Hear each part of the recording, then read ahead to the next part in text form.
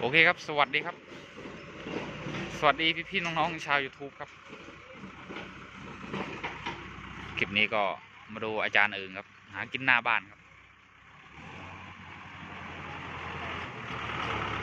ยินดีต้อนรับเข้าสู่ช่องหมูน้อยมันทุกเม็ดด้วยครับฮะจะทำที่ตากข้าวครับขุดหญ้าออก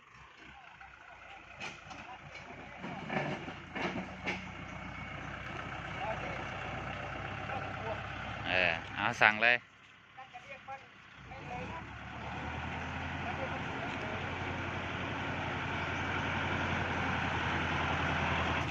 ต่อเชียงแบบนี้แหละ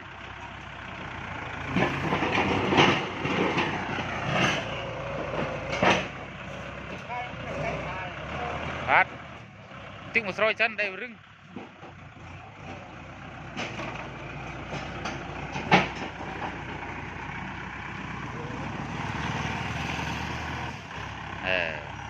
หากินหน้าบ้านครับกาแฟ3 กระป๋อง3 กระป๋องหรือ5 กระป๋อง5 กระป๋อง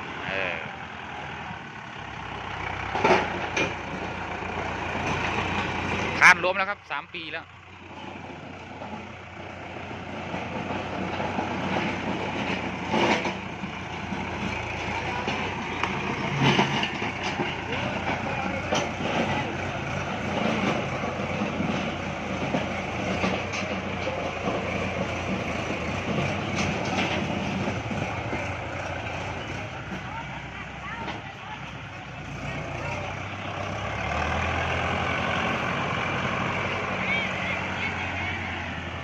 ครับ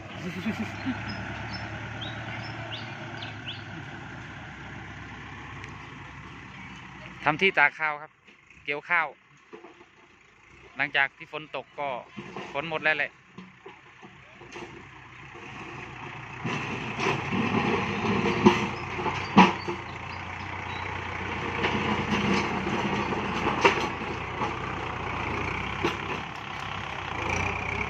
เนี่ย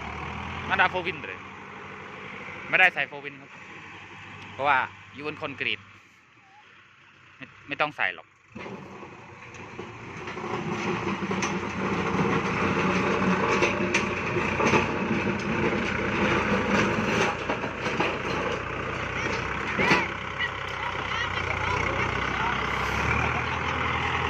งานคอนกรีตแบบนี้ไม่ควรใส่โฟวินนะครับเพราะว่า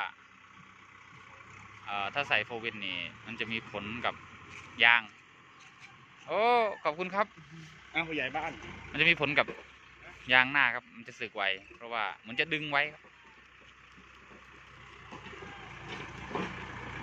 แล้วก็มีผลกับเดือยหมูนะนี่แหละครับ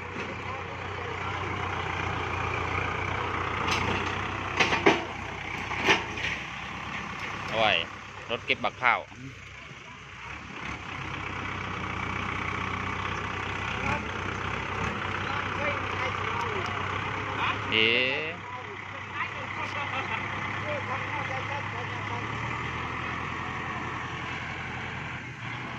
ไปต้องยืดเสมอคอนกรีตต้องไปต้องเสมอคอนกรีตแบบไม่มุดก็ไปเติมคอนกรีตมุนนู้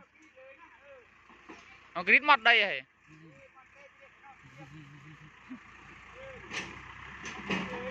แล้วคอนกรีตมัดได้เหรอ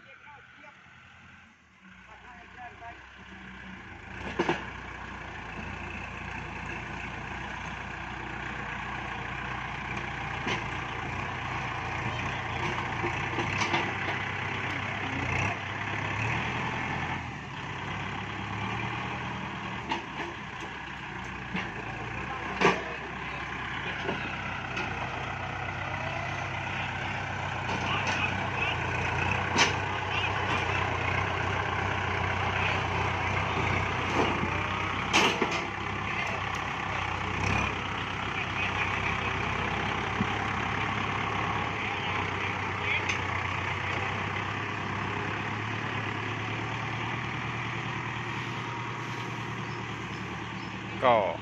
อาจจะกีดขวางการจราจรนิดนึงครับจะไม่เป็นไรหรอกนิดเดียว2 วันที่ดิบ ขับรถด้วย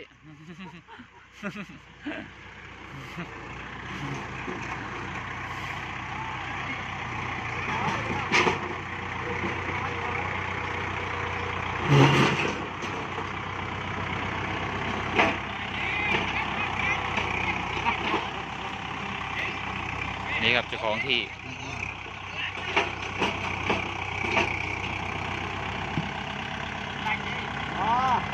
โอเคครับ บ๊ายบายครับ สวัสดีครับ